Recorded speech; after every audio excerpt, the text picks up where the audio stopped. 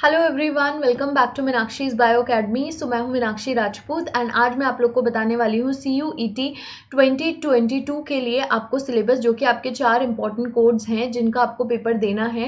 That is PGQP 22 which is common for the life sciences, 78 for the applied microbiology and in BHU and 75 is for zoology and 76 is for botany. Alright, so अगर आप लोग को video अच्छा लगता है बच्चे, please like and share the video. And अगर आप लोग चैनल पे नए हैं, फर्स्ट टाइम आए हैं, तो please subscribe my channel. And अगर आप लोग मुझे इंस्टाग्राम पे फॉलो करना चाहते हैं, so this is my user name. Telegram का यूजर नेम ये है। दोनों का जो लिंक है वो आपको डिस्क्रिप्शन बॉक्स में मिल जाएगा। Alright, so let's start with the video. So ये जो आपका है syllabus for life sciences PGQP 2022 है। ये आपका एक तरह से आप बोल सकते हो कि मेन पेपर है जो कि सभी एस्पिरेंट्स को देना है। ठीक है, जो भी CUET के थ्रू एडमिशन लेना चाह रहे हैं उनको ये कोड, ये वाला पेपर जो है ये तो देना ही है। ठीक है, इसमें आपकी टेक्निक्स है। टेक्निक्स में आपकी बेसिक जो टेक्निक्स आती है, क्रोमेटोग्राफी, इलेक्ट्रोफोरेसिस, मतलब आपकी मॉलिक्यूलर टेक्निक्स, एंड आपकी जो बायोकेमिकल बेसिक टेक्निक्स है, spectroscopy, microscopy, electrophoresis, centrifugation, blotting, PCR and radio isotope techniques. Similarly second जो यूनिट है उसमें आपका chromatin structure and function, organisation of the chromosome in prokaryotes and eukaryotes, chromatin type, centromere, telomere and concept of gene. ठीक है, बहुत ही basic है। Biochemistry में आपको क्या करना है, बायोमोलिक्यूल का स्ट्रक्चर एंड फंक्शन पढ़ना है। बायो एनर्जेटिक्स में इन्होंने यहाँ पे टॉपिक्स दिए हुए हैं, आपको मेनली इन्हीं को पढ़ना है। आपको बहुत ज़्यादा डेप्थ में नहीं जाना है, जितना पूछा गया है उतने से ही क्वेश्चन आएगा। देन बायोटेक्नोलॉजी में आपको RDT, principle of gene cloning, application of biotechnology in medicine, industry, agriculture, animal and the plant cell culture, environmental biotechnology. बहुत ही बेसिक है। बायोटेक्नोलॉजी में भी बहुत ज़्यादा इन डेप्थ नहीं पूछा गया है। अगर आप पाथफाइंडर में से भी रिकॉम्बिनेंट DNA टेक्नोलॉजी वाला चैप्टर अगर पढ़ेंगे तो उसमें जीन क्लोनिंग एंड ये जो भी आपका पार्ट है ये ऑलमोस्ट उसके अंदर कवर हो रहा है। So you can consider that also. And then microbiology में भी बेसिक माइक्रोबायोलॉजी है, diversity of microbes, bacterial reproduction, antimicrobial agent, significance of the microbes in industry and agriculture, antigen, antibody, और इसी के अंदर ये जो है आपका इम्यूनोलॉजी भी आ गया है। ठीक है, देन मॉलिक्यूलर जेनेटिक्स में आपका आ गया है genetics, principle of the inheritance, linkage, crossing over, chromosomal aberration, extra chromosomal inheritance, replication, transcription. ये आपका जो बेसिक जो मॉलिक्यूलर बायोलॉजी आती है, replication, transcription, translation, DNA repair and population genetics आ गया।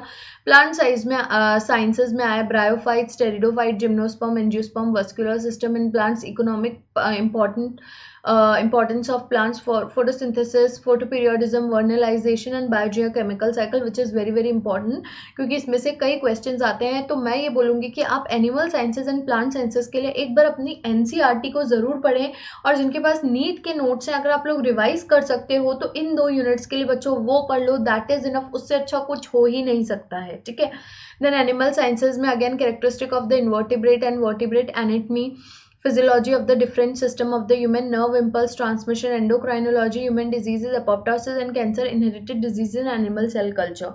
So again, जैसा मैंने बोला कि अगर आप NCERT और कुछ अपने नीट के नोट्स पढ़ लोगे तो that would be enough. Okay, next में आ जाती हूँ syllabus for the zoology PGQP 75। तो इसमें आपका सेल बायोलॉजी आ जाएगा, बायोकेमिस्ट्री। सेल बायोलॉजी में अगेन आप ऑर्गेनेलीज वगैरह के बारे में पढ़ेंगे अच्छे से। ठीक है, प्रोटीन जो सेल ट्रैफिकिंग जो होता है, प्रोटीन ट्रैफिकिंग जो होता है वो पढ़ोगे, कैंसर, अपॉप्टोसिस, सेल सिग्नलिंग, वो सारी चीज़ें सेल बायोलॉजी के अंदर आ जाएंगी। बायोकेमिस्ट्री में अगेन जितना भी प्रीवियस यूनिट में बताया गया है उतना ही आप बायोकेमिस्ट्री में पढ़ लीजिए। मॉलिक्यूलर बायोलॉजी में आपका पूरा आ जाएगा रेप्लिकेशन, ट्रांसक्रिप्शन, ट्रांसलेशन, राइट। पूरा जो मॉलिक्यूलर बायोलॉजी है, DNA repair, mutation and everything will be covered in this molecular biology. Ecology, evolution, very very important. ठीक है, biodiversity and environment conservation, immunology again यहाँ पे अलग से दी गई है। Genetics, biological technique, vertebrate and invertebrate, which is very very important. We are talking about the zoology. Developmental biology is again very important for the zoology. Biostatistics, basic आप statistics अगर पढ़ लेंगे, जो basic formulas होते हैं तो that would be enough. Animal physiology again very important. Recombinant DNA technology, जो मैंने बताया पाथफाइंडर से भी रेफर कर सकते हैं जो बच्चे बायोटेक्नोलॉजी बैकग्राउंड से नहीं है। ठीक है, जिनके पास ऑलरेडी अपने नोट्स हैं, जिन्होंने स्टैंडर्ड बुक्स पढ़ी हुई है, उनके लिए बहुत अच्छी बात है। चलिए, सिलेबस फॉर द PGQP 76, जिसको कई बच्चों को इस सिलेबस में प्रॉब्लम आ रही थी क्योंकि ये सिलेबस आई थिंक साइट पे नहीं है, तो मैंने अदर एग्जामिनेशंस को रेफ़र करके जो बॉटनी के लिए एग्ज़ाम लेते हैं, ये आपका एक बेसिक एक सिलेबस मैंने बनाया है। अगर आप इसको पढ़कर जाते हैं तो I think that would be enough for the syllabus for botany PGQP 76। Okay, molecular biology, again cell biology हो गया, जेनेटिक्स हो गया, बायोटेक्नोलॉजी आपका पूरा हो गया, right. And tools and techniques के अंदर आपका मॉलिक्यूलर टेक्निक्स, पूरा जो भी टेक्निक्स है सारा आ जाएगा, जो भी आपका बायोकेमिकल एंड मॉलिक्यूलर बायोलॉजी का टेक्निक है, बायोकेमिस्ट्री आ जाएगा and biochemistry, right. And plant physiology इसी के साथ में आपकी बहुत इंपॉर्टेंट है, photosynthesis and all. Ecology and biodiversity is very very important. Plant physiology जैसा मैंने भी बताया, phycology and algology, lower organisms, उनका जो क्लासिफिकेशन वगैरह है, राइट, उनके स्पोर्स के बारे में, एवरीथिंग जो भी है, उनका रिप्रोडक्शन, उनकी life cycle, everything is very important. Angiosperm, taxonomy, morphology and anatomy, embryology and economic botany, right. So all of these units जो हैं, ये सारी ही यूनिट्स बहुत इंपॉर्टेंट है।